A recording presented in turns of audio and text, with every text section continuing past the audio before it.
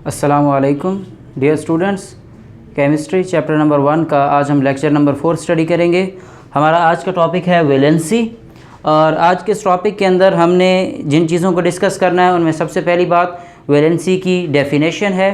Then हम इस चीज़ को देखेंगे कि ये जो वैलेंसी है ये किन फैक्टर्स के ऊपर डिपेंड करती है, और जब एलिमेंट्स एक दूसरे से कंबाइन होकर कंपाउंड्स बनाते हैं तो विद इन अ कंपाउंड हम किसी भी एलिमेंट की वैलेंसी को किस तरह से फाइंड आउट करते हैं या डिटेक्ट करते हैं। उसमें हम देखेंगे कि कोवेलेंट कंपाउंड्स में एलिमेंट की वैलेंसी को किस तरह से फाइंड आउट करते हैं, आयनिक कंपाउंड में वैलेंसी को किस तरह से फाइंड आउट करते हैं। देन कुछ एलिमेंट्स ऐसे हैं जो कि एक से ज़्यादा वैलेंसीज को रिप्रेजेंट करते हैं, शो करते हैं, हम उन्हें वेरिएबल वैलेंसी में क्लासीफाई करेंगे। एट द एंड हम लेक्चर की समरी और लास्ट पे एक छोटी सी असाइनमेंट एज अ होमवर्क देखेंगे। तो स्टार्ट करते हैं with the definition of valency. तो सबसे पहले हमारे पास जो वैलेंसी की डेफिनेशन है,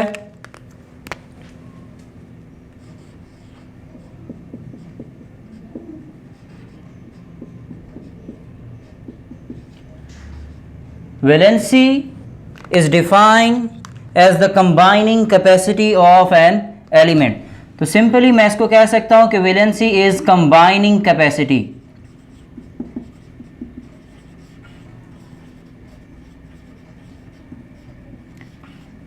जब भी कोई एक एलिमेंट किसी दूसरे एलिमेंट के साथ एक केमिकल बॉन्ड बनाता है तो उसकी बॉन्ड बनाने की जो कैपेसिटी होती है हम उसको बोलते हैं वैलेंसी। फॉर एग्जांपल कुछ एलिमेंट्स ऐसे हैं जो किसी भी दूसरे एलिमेंट के साथ एक बॉन्ड बनाते हैं। कुछ एलिमेंट के एटम्स ऐसे हैं जो दूसरे एलिमेंट के एटम्स के साथ दो बॉन्ड बनाते हैं। कुछ एलिमेंट्स ऐसे हैं जिनके एटम्स किसी दूसरे एलिमेंट के एटम्स के साथ तीन बॉन्ड बनाते हैं। तो ये जो कंबाइनिंग कैपेसिटी है कि एक बॉन्ड बनाना है, दो बॉन्ड बनाने हैं या तीन बॉन्ड्स बनाने हैं, ये नंबर ऑफ केमिकल बॉन्ड्स बनाने की जो कैपेसिटी है हम इसको नाम देते हैं वैलेंसी का। अब आते हैं इसकी डिपेंडेंस के बारे में कि ये किस चीज़ के ऊपर डिपेंड करता है। अगर हम इसकी डिपेंडेंस की बात करें तो it depends on number of electrons in outermost shell। outermost shell क्या होता है, हम इसको अमूमन वैलेंस शेल से भी रिप्रेजेंट करते हैं या कहते हैं। अब वैलेंस शेल या आउटरमोस्ट शेल क्या होता है, सपोज हमारे पास कोई भी एटम है और इसका न्यूक्लियस है। इस न्यूक्लियस के अराउंड डिफरेंट शेल्स हैं जहां पर इलेक्ट्रॉन्स मौजूद हैं।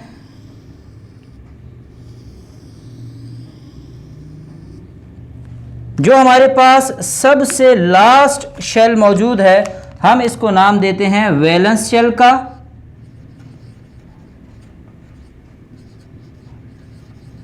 या फिर हम इसको नाम देते हैं आउटर मोस्ट शेल। और इन बिटवीन ये जो हमारे पास दो शेल्स मौजूद हैं, ये दो भी हो सकते हैं, तीन भी हो सकते हैं या तीन से ज़्यादा भी हो सकते हैं। तो जितने भी शेल्स जो न्यूक्लियस और वैलेंस शेल के दरमियान में आते हैं हम इन्हें बोलते हैं इनर शेल्स।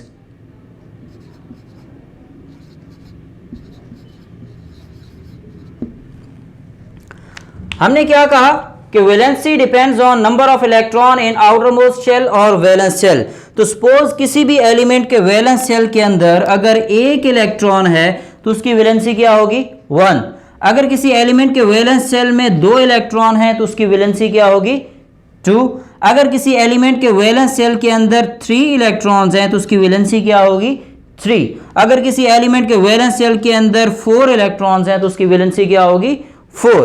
तो valency depends on number of electrons in outermost shell. आखिरी शेल के अंदर जितने भी इलेक्ट्रॉन होंगे वही उस एलिमेंट के एटम्स की वैलेंसी होगी। अब आते हैं कि जब एलिमेंट्स एक दूसरे के साथ कंबाइन होते हैं और कोई केमिकल बॉन्ड बना लेते हैं तो उस वक्त हम किसी भी एलिमेंट की या किसी भी एटम की वैलेंसी को कैसे फाइंड आउट कर सकते हैं। तो हम सबसे पहले स्टार्ट लेते हैं सिंपल कोवेलेंट कंपाउंड से। इन covalent compounds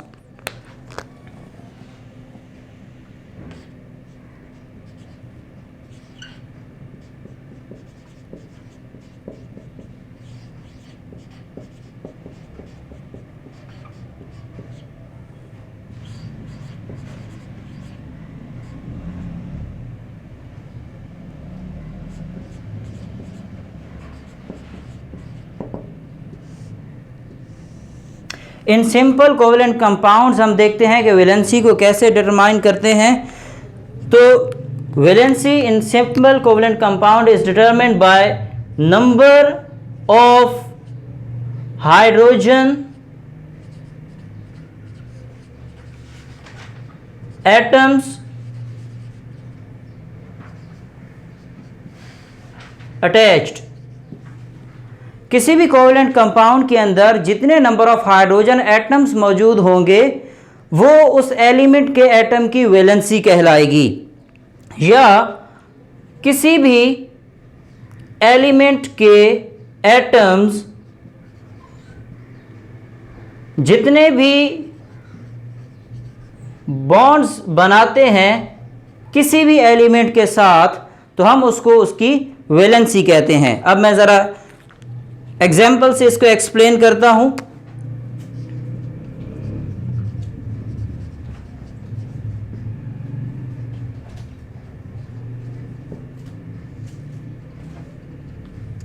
for example CH4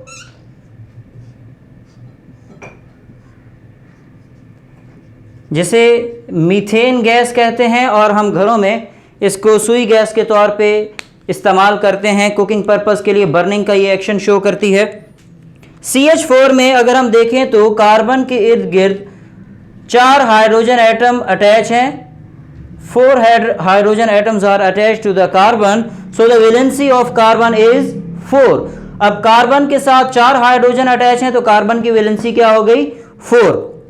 next one move करते हैं। In case of water, in case of water oxygen के साथ 2 हाइड्रोजन एटम्स अटैच हैं तो यहां पर ऑक्सीजन की वैलेंसी क्या होगी?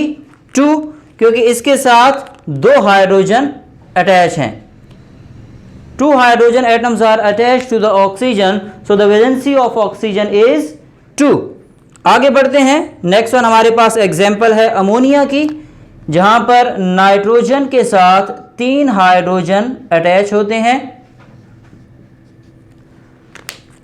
अब यहां पर नाइट्रोजन के इर्द गिर्द 3 हाइड्रोजन मौजूद हैं तो इस वजह से नाइट्रोजन की वैलेंसी क्या कहलाएगी? 3 कहलाएगी।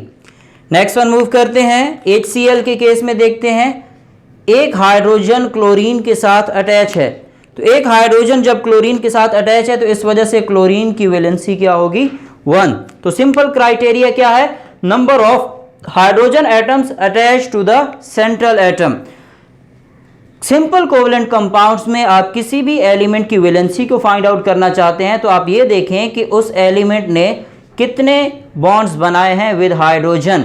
और ज़रूरी नहीं कि आप सिर्फ हाइड्रोजन को ही देखें, हाइड्रोजन की जगह कोई भी एलिमेंट हो सकता है कि किसी भी एलिमेंट के एटम्स जितने भी बॉन्ड बनाते हैं, फॉर एग्जांपल कार्बन जो है हाइड्रोजन की जगह किसी क्लोरीन के साथ अगर 4 बॉन्ड बना रहा है तो तब भी कार्बन की वैलेंसी तो 4 ही रहेगी। मैं इसको ज़रा एक्सप्लेन कर देता हूँ।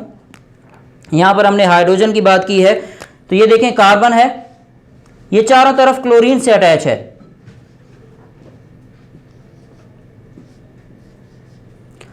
अब देखें अभी भी कार्बन की वैलेंसी क्या है?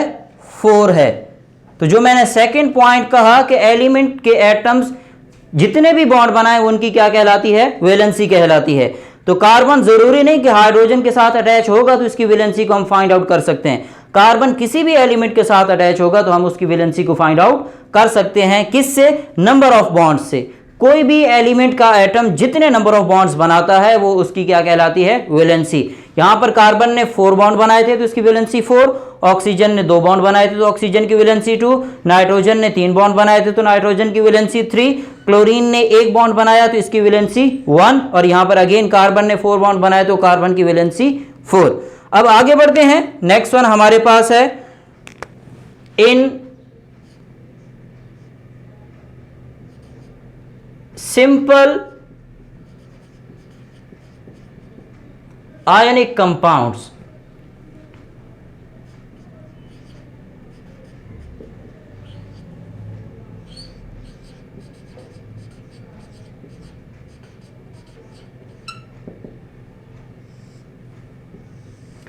आयनिक कंपाउंड्स की जब हम बात करते हैं तो आयनिक कंपाउंड्स को हम डिटेल में चैप्टर नंबर 4 के अंदर स्टडी करेंगे। बट यहाँ पर मैं थोड़ा सा इनके इंट्रोडक्शन दे देता हूँ कि they are found by the gain and loss of electron.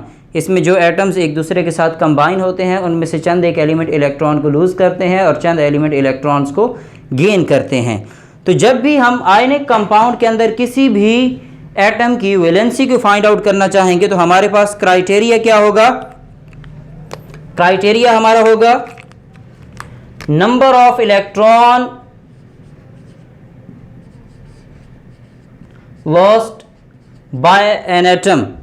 कोई भी एटम जितने इलेक्ट्रॉन लूज करेगा, किसी को दे देगा, डोनेट करेगा, वो उसकी क्या कहलाएगी? वैलेंसी कहलाएगी। अब कौन से ऐसे एटम्स हैं जो इलेक्ट्रॉन्स को लूज करते हैं? एटम्स हैविंग 4 और less than 4 electrons in valence shell। Simple covalent compounds की जब हम बात करते हैं तो सिंपल कोवलेंट कंपाउंड्स में वैलेंसी को फाइंड आउट करते हैं by the number of electron lost by an atom. और कौन से एटम्स इलेक्ट्रॉन को लूज करते हैं? जिनके पास वैलेंस शेल में 4 इलेक्ट्रॉन हो या लेस देन 4 इलेक्ट्रॉन हो। यानी कि कोई भी एटम X है, अगर इसके पास 4 इलेक्ट्रॉन हो, 3 इलेक्ट्रॉन हो, 2 इलेक्ट्रॉन हो या 1 इलेक्ट्रॉन हो, तो ये प्रेफर करेगा टू लूज इलेक्ट्रॉन। और ये इलेक्ट्रॉन जितने इलेक्ट्रॉन लूज करेगा वही इसकी क्या कहलाएगी? वैलेंसी कहलाएगी। अब यहां पर हम एक एग्जाम्पल को डिस्कस कर लेते हैं।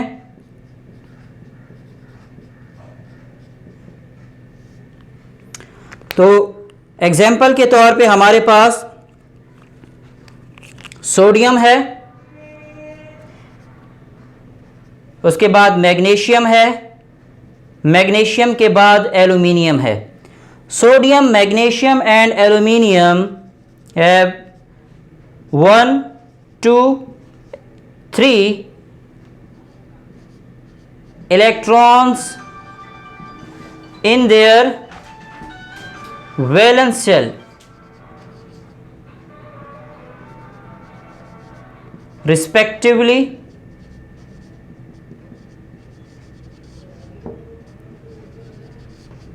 They lose 1, 2, 3 electrons, so their valency are 1, 2 and 3 respectively। वो क्या कहना चाह रहा है? वो ये कहना चाह रहा है कि जो हमारे पास 3 एटम्स हैं, सोडियम, मैग्नीशियम और एल्यूमिनियम, अगर हम इनको देखें तो सोडियम के वैलेंस शेल में 1 इलेक्ट्रॉन है, मैग्नीशियम के वैलेंस शेल में 2 इलेक्ट्रॉन है और एल्यूमिनियम के वैलेंस शेल में 3 इलेक्ट्रॉन हैं।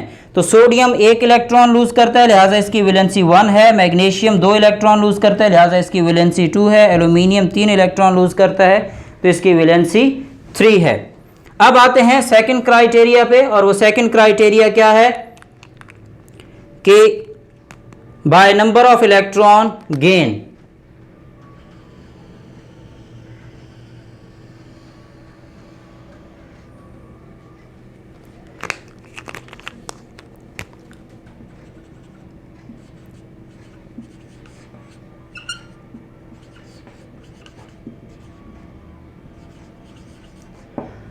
आयनिक कंपाउंड्स में कोई भी एटम जितने इलेक्ट्रॉन गेन करता है वो उसकी वैलेंसी कहलाती है।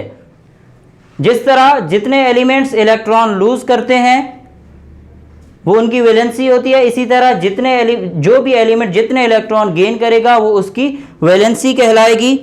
अब कौन से एलिमेंट्स ऐसे हैं जो कि इलेक्ट्रॉन को गेन करते हैं? वो एलिमेंट्स जिनके एटम्स हैविंग 5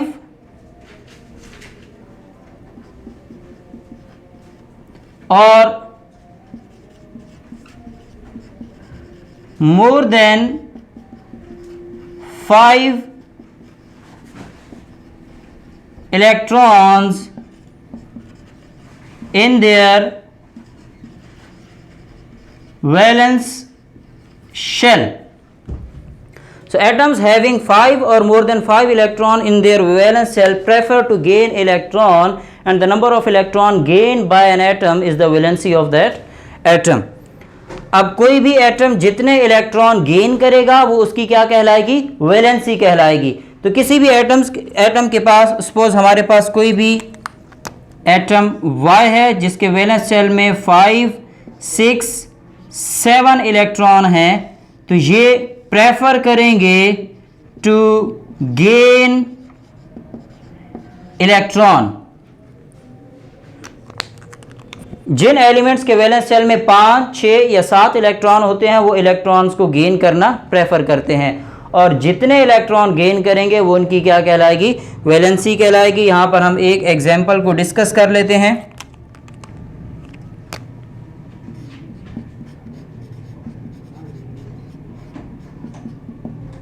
हमारे पास यहां पर एक एग्जांपल है, हम उस एग्जांपल को देखते हैं। For example nitrogen,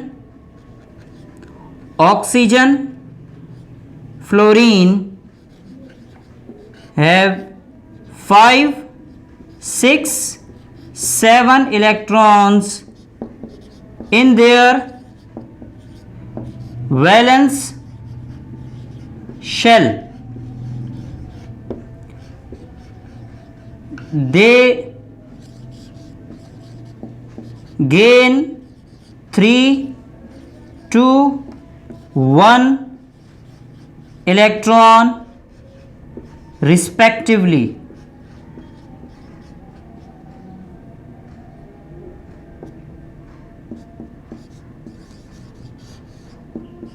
So their valencies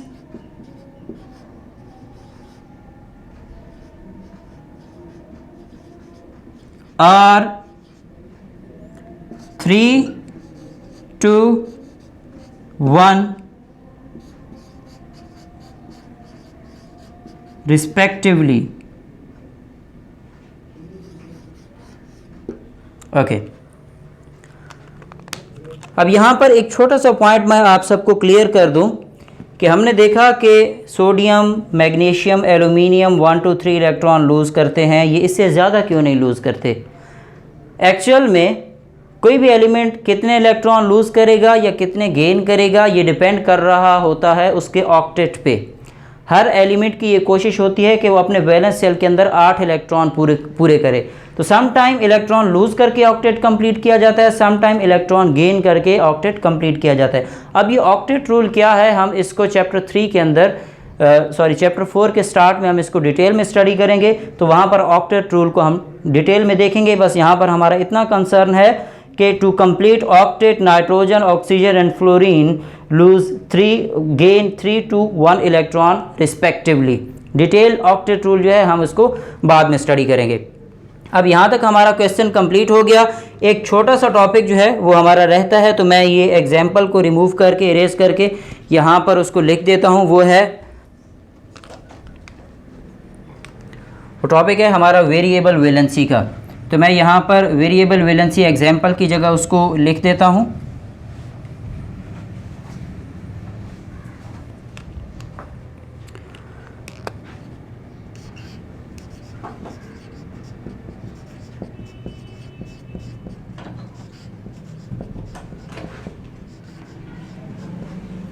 variable valency क्या होता है, सम टाइम ऐसा होता है कि एलिमेंट्स एक से ज़्यादा वैलेंसीज को शो करते हैं।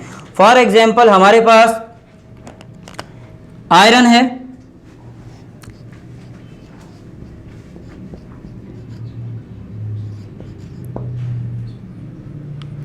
आयरन को Fe से रिप्रेजेंट करते हैं। अब इसकी वैलेंसी दो तरह से होती है, ये आयरन Fe+2 की फॉर्म में भी एग्जिस्ट करता है और आयरन Fe+3 की फॉर्म में भी एग्जिस्ट करता है। अब आयरन की चूँकि दो वैलेंसीज हैं तो हम इन दोनों वैलेंसीज को अलग अलग नाम देने के लिए ग्रीक टर्मिनोलॉजीज़ को यूज़ करते हैं। ग्रीक में OUS और IC, अगर किसी भी नेम के एंड पे OUS आ जाए तो इसका मीनिंग होता है लोअर,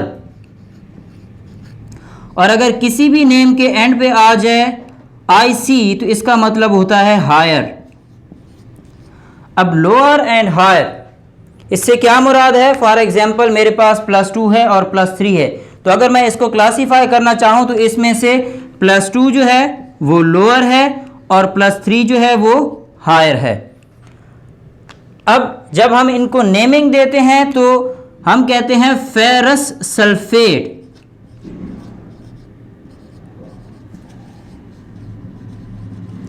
अब फेरस सल्फेट में नेम में एंड पे आया है OUS। अब एंड पे जो OUS आया है इसका मतलब क्या है कि यहां पर वैलेंसी क्या है? लोअर है, +2 है। और कंपाउंड इसका फार्मूला क्या है? FeSO4। अब FeSO4 में जब हम आयरन की वैलेंसी को देखेंगे तो वो क्या होगी? +2। अब ये +2 जो है हम इसको इसके नेम के अंदर कैसे रिप्रेजेंट करते हैं कि उस स्पेसिफिक एलिमेंट का जो सिंबल होता है, जो उसका नेम होता है, उसके एंड पे हम OUS लिख देते हैं, जो हमें ये बताता है कि ये जो स्पेसिफिक एलिमेंट है इसकी वैलेंसी +2 है या लोअर वैलेंसी है। नेक्स्ट वन हमारे पास एग्जांपल कंपाउंड है फेरिक सल्फेट।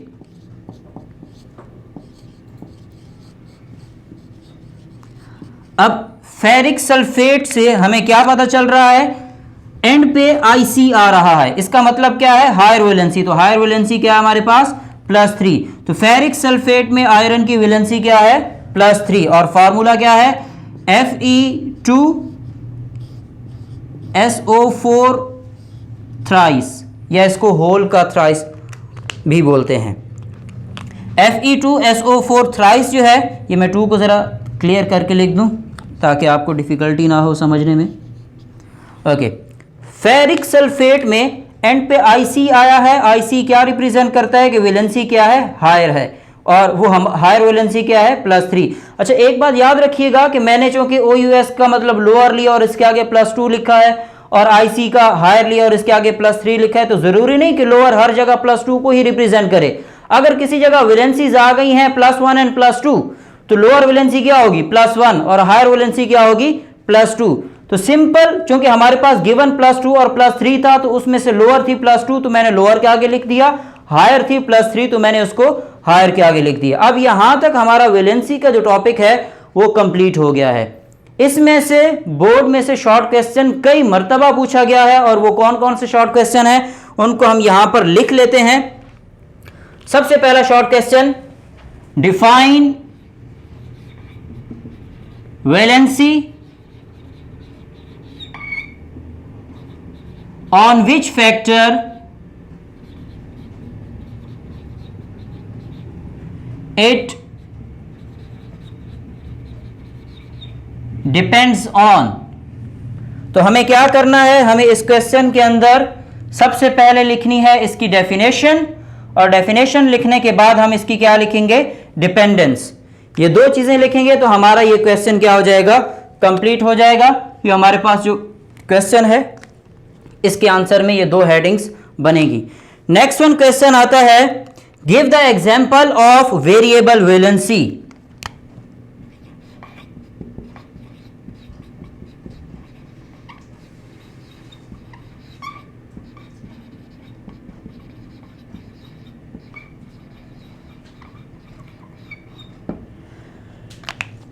वेरिएबल वैलेंसी की जब आपसे वो एग्जाम्पल पूछता है तो आपने क्या करना है कि वेरिएबल वैलेंसी की हेडिंग देनी है, और हेडिंग देने के बाद आपने इसको स्टेप बाय स्टेप लिखते जाना है। तो यहाँ आपका ये क्वेश्चन नंबर 2 कंप्लीट हुआ। एक और शॉर्ट क्वेश्चन जो कई मर्तबा पूछा जाता है वो है, how valency of an element is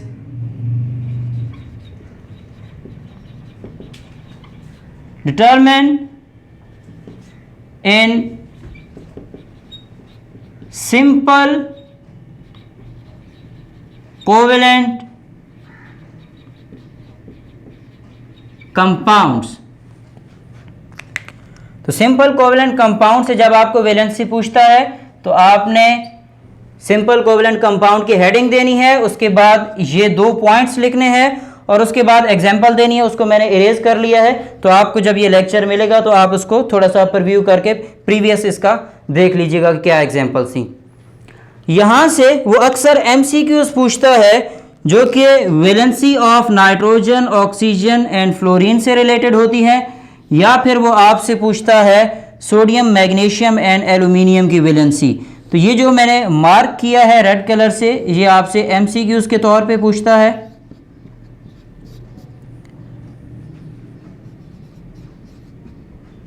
तो इन MCQs को आपने अच्छे से प्रिपेयर कर लेना है। आज का हमारा ये लेक्चर यहाँ पर मुकम्मल हुआ। फिर मुलाकात होगी नेक्स्ट लेक्चर में, तब तक के लिए आप सबको अल्लाह हाफिज़।